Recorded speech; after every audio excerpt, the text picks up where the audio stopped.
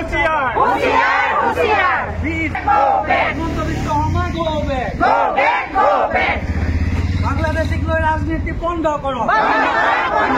বাংলাদেশিক লৈ রাজনীতি বন্ধ করো। बीजेपी बहुत ही आपको पुलिस है बीजेपी बहुत ही आपको पुलिस है बहुत ही आपको पुलिस है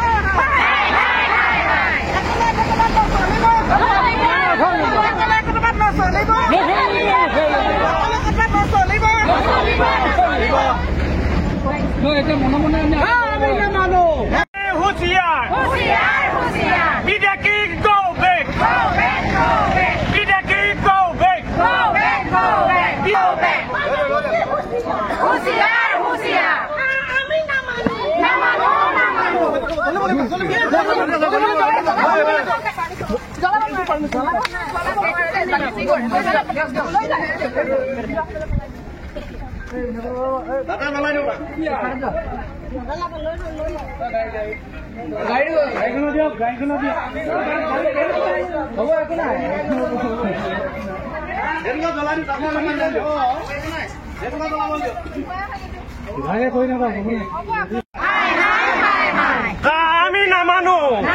Namanu! Kami namanu! Kami namanu! Kami namanu! অসমীয়া জাতিৰ হকটো নৰেন্দ্ৰ মোদী মুৰ্দাবাদ। Murtabad! Murtabad! হিমন্ত বিশ্ব শৰ্মা মুৰ্দাবাদ। Murtabad! Murtabad! অমিত শ্বাহ মুৰ্দাবাদ। Murtabad! Murtabad! অসমত বাংলাদেশী সংস্থাপন নচলিব। বাংলাদেশী সংস্থাপন Murtabad! অসমীয়া জাতিৰ হকটো নৰেন্দ্ৰ মোদী মুৰ্দাবাদ। Murtabad! Murtabad! অসমীয়া জাতিৰ হকটো হিমন্ত বিশ্ব শৰ্মা মুৰ্দাবাদ। Murtabad! Murtabad! Murtabad! নচলিব। আজি প্ৰতিবাদথলীৰ পৰা এটা কথা স্পষ্ট কৰি দিব বিচাৰিছোঁ যে যিটো বাংলাদেশীৰ কাৰণে তেওঁলোকে বাংলাদেশী খেদিছোঁ বুলি তেওঁলোকে বিভিন্ন ঠাইত উচ্ছেদ আৰম্ভ কৰিছে, উচ্ছেদ কৰি আছে। উচ্ছেদৰ বিৰোধিতা আমি কৰা নাই, কাৰণ থলুৱা মানুহক ভূমি অধিকাৰ প্ৰদান কৰিব লাগে, মাটি পট্টা দিব লাগে, সেইখিনি আমি মানি লৈছোঁ। কিন্তু উচ্ছেদ কৰি মানুহখিনি ক'ত স্থাপন কৰিছে? তেওঁলোকে ধুবুৰীৰ পৰা আনি কলিয়াবৰত দিছে, কলিয়াবৰৰ পৰা আনি কাজিৰঙাত দিছে, কাজিৰঙাৰ পৰা আনি নগাঁৱত ক'ৰবাত দিছে। গতিকে যদিহে বাংলাদেশী বুলি ভাবে তেতিয়াহ'লে তেওঁলোকে সীমান্ত পাৰ কৰি থৈ আহিব লাগিছিল। যদি বাংলাদেশী বুলি ভাবে তেওঁলোকে সংস্থাপনৰ নামত 50,000 টকা কিয় প্ৰদান কৰিছে? আৰু আজি এটা কথা আমি অতিকে আচৰিত হৈছোঁ, অসম চৰকাৰে ইমান ভয় কংগ্ৰেছ দলে আজি আমি যি প্ৰতিবাদ কাৰ্যসূচী ন্যায়ভাৱে আমি প্ৰতিবাদ কৰিবলৈ বিচাৰিছোঁ, ন্যায়ভাৱে আমি এটা জাগৰণ আনিছিলোঁ, কিন্তু সেইটো অসম পুলিচক আজি তেওঁলোকে সেই প্ৰতিবাদ কাৰ্যসূচীও আমাক সফল কৰিবলৈ আমি দিয়া নাই।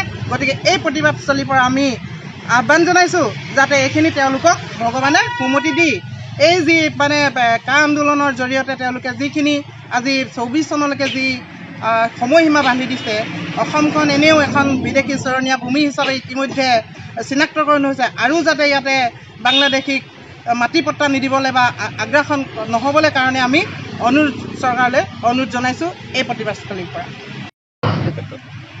কথা হ'ল যে বিজেপি চৰকাৰখনে নৰেন্দ্ৰ মোদী ডাঙৰীয়া, অমিত শ্বাহ, হিমন্ত বিশ্ব শৰ্মা ডাঙৰীয়াই সদায় কয় যে কংগ্ৰেছ দলটো বাংলাদেশী ৰক্ষক। তেখেতলোকে কাহানি বাংলাদেশীক সংস্থাপনৰ ব্যৱস্থা কৰিলে আৰু কয় কংগ্ৰেছ দল বাংলাদেশী ৰক্ষক। আজি আৰু এটা প্ৰমাণ কৰি দিলে যে বাংলাদেশী ৰক্ষক হৈছে বিজেপি চৰকাৰ, বাংলাদেশীৰ সমৰ্থক হৈছে প্ৰধানমন্ত্ৰী নৰেন্দ্ৰ মোদী ডাঙৰীয়া, বাংলাদেশীৰ সমৰ্থক হৈছে অমিত শ্বাহ ডাঙৰীয়া, বাংলাদেশীৰ সমৰ্থক হৈছে অসমৰ মুখ্যমন্ত্ৰী হিমন্ত বিশ্ব শৰ্মা ডাঙৰীয়া। কাৰণ 2014 চনৰ 31 ডিচেম্বৰৰ ভিতৰত যিসকল হিন্দু বাংলাদেশী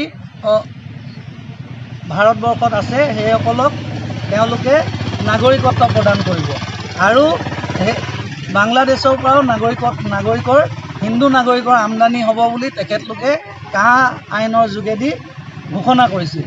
এতিয়া দেখা গ'ল যে ইয়াক আকৌ এক্সটেনশ্যন কৰিছে, মানে 2014লৈকে নহয় 2024 চন পৰ্যন্ত যিসকল হিন্দু বাংলাদেশী আছে তেওঁলোকক সংস্থাপিত ক'ব। গতিকে অসম চুক্তি কথা কি হ'ল?